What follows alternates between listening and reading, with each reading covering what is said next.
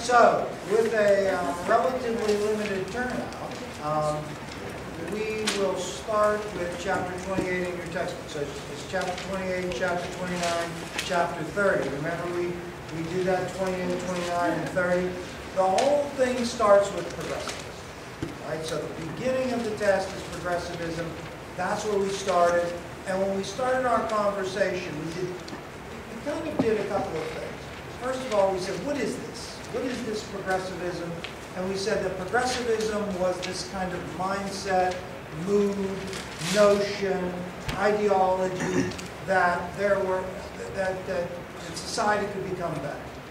Remember, we said that progressivism fundamentally is a response to industrialization and urbanization. That, after the Civil War, the pace of industrialization, the pace of urbanization accelerated, and although some wonderful things were created as a result of that, there were also fundamental problems. Problems of poverty, problems in the workplace, accidents, other things. We argued that a specific demographic of people, white, middle to upper middle class, college educated men and women from urban areas, often professional people, felt very much afraid that the problems in society would result in society sort of either degenerating into anarchy and some level of chaos, that radical notions would take hold, or would become exceedingly corrupt. And so they pushed for reform. And that reform was progressivism. Now, we did this. We said, look, if we put progressivism in the middle, and we say, where does this come from? Where does this progressivism come from? We said that we can go back into the Gilded Age and look at the Populist Party and the Greenback Labor Party and various activist agricultural parties that wanted to use the power of government to fix problems. And we said that's a fundamental notion in progressivism. So the progressives saw problems in society and they wanted to fix them. But we said the biggest deal about progressivism is that they wanted government to do it. Right? They saw problems in society. They wanted those problems to be addressed. They feared if they weren't addressed that society might on some level tilt too far one way or the other. And they looked to government to solve those problems. Now, we spent kind of a long time, sort of talking about that. We talked about, the relationship between government and progressivism. But before we started to talk about that, we talked about the kind of catalyst of progressivism being the muckrakers. Who were, when we say muckrakers, fundamentally, what were the muckrakers? They were what? Yes?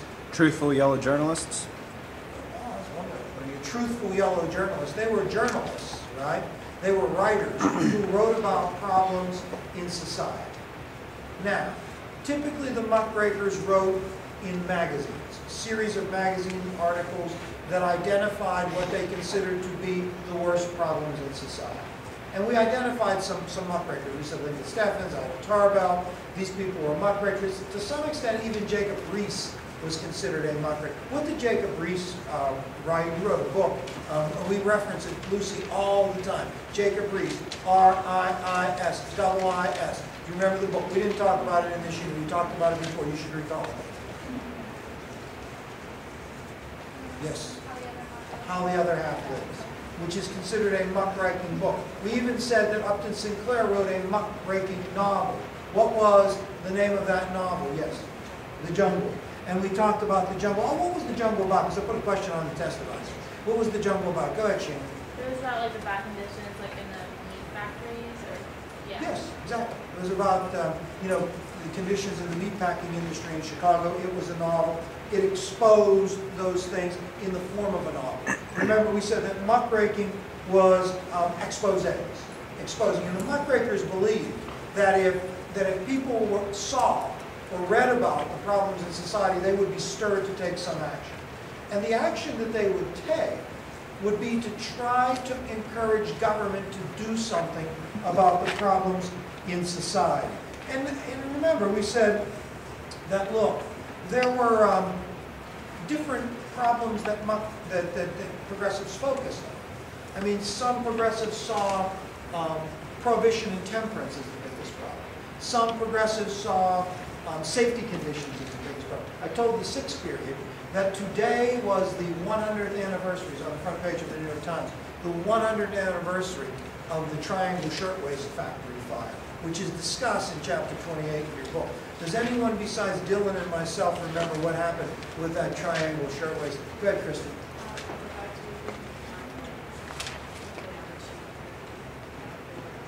Jewish and Italian immigrant girls.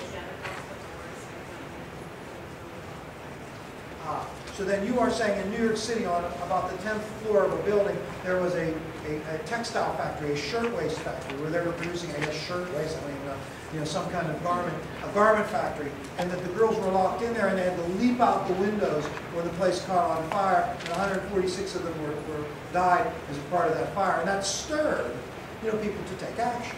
So the idea was, whether it was muckraking, whether it was just general kind of advocacy, that the people would be encouraged to take action and they would push the government to do something. Now, if they pushed the government to do something, we argued that the government had to be efficient and responsive. So a part of progressivism was cleaning up and making more efficient government.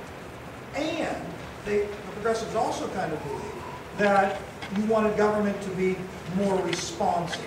Now, in terms of being more responsive to the people, we talked about initiative, recall, referendum, because the progressives believed on some level that government was corrupt and controlled by businesses. So the question is, how do we get government back into the hands of the people? More direct democracy, more say-so from the people is going to sort of allow for government to be more responsive to these problems. And we also want it to be more efficient, particularly on the local level. And we talked about the Galveston model. Does anybody remember what that was, the Galveston model on the local level? You remember there was a hurricane in Galveston, Texas, and there was this terrible destruction as a result of that. Yes, go ahead, Lucy. Is that when the state appointed 5 leaders to be in charge of the city? And they were professional, they were experts. And they came in and they ran the city using sort of expert management, efficient techniques, and the people liked them so well that they wanted to keep them.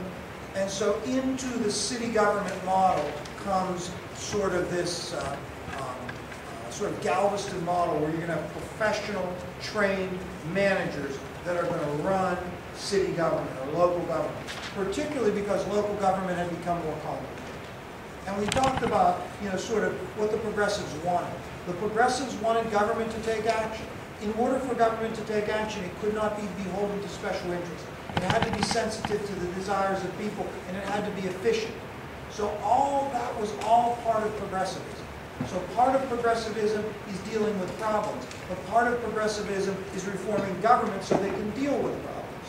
And so we talked about that on the state level, we talked about it on the local level, but quickly we got to progressivism on the national level. And we made this argument that all of the presidents of the early 20th century, that being Theodore Roosevelt, 1901 to 1909, William Howard Taft, 1909 to 1913, and Woodrow Wilson, 1913 to 1921. That's when they served, right? All 3 of these people were considered on some level to be progressive, beginning with Theodore Roosevelt. We said that Roosevelt, argued to be and eventually represented the progressives in the presidential election of 1912. We talked about Roosevelt's first term of office, and we talked about the biggest issue that he faced, that Taft faced, and even that Wilson faced was business combinations, the trusts, monopolies. This was an issue of big concern. It was an issue of concern for progressives. What are we going to do about the concentration of economic power in so few hands? And this is one of the things that progressives were concerned with. Economic power, the accumulation of wealth, the way that these employers treated their employees, the safety conditions, the quality of the products that they sold. What are we going to do about so much power being in so few hands? we said that Roosevelt offered to the American people in his first term the square deal, right? And Roosevelt's ideology about business combinations is established in his first term and reinforced when he runs in 1912. What Roosevelt thought, and I asked several questions about this on the test, what Roosevelt thought was that business combinations were a reality of modern capitalism, right? It was a reality of modern capitalism that there would be big businesses. That's just the way it was. It was the nature of industrialization. Now, that notwithstanding, Roosevelt in 1902 orders the Justice Department to file suit against the Northern Securities, a giant railroad trust in the Midwest.